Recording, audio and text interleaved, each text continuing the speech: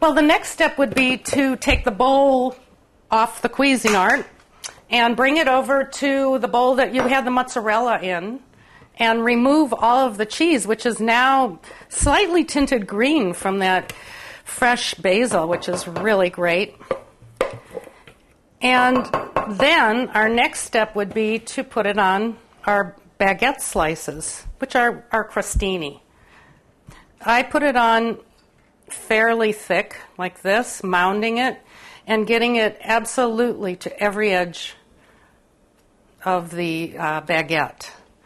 And that's pretty much how you do it. Just similarly, I've got a tiny baking sheet ready. And when these are all finished, when you've done all of these, then we put on a slice of a sun-dried tomato across at an angle like that so that it looks really pretty. And I do them all the same because you'll see when we arrange it on a platter that it will be beautiful. Now, one thing I did not say was that about sun-dried tomatoes, they generally come in a jar like this. It doesn't have to be this brand. They come in oil. And what I generally do is put them in a sieve of some kind. I save the oil to use for another purpose because it's got a wonderful flavor of sun-dried tomatoes. And when I take them out, I slice them in half because that's really all you need for this hors d'oeuvre is half on top of each, like that.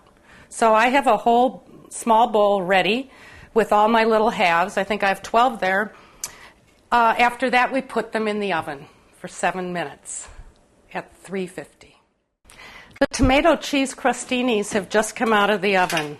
Do you remember we baked them at 350 for 5 to 7 minutes? I would recommend setting a timer and checking them after 5 minutes because the way they are now, which is really nice and puffy and melted, they're almost like little pizzas. Children like these as well as adults.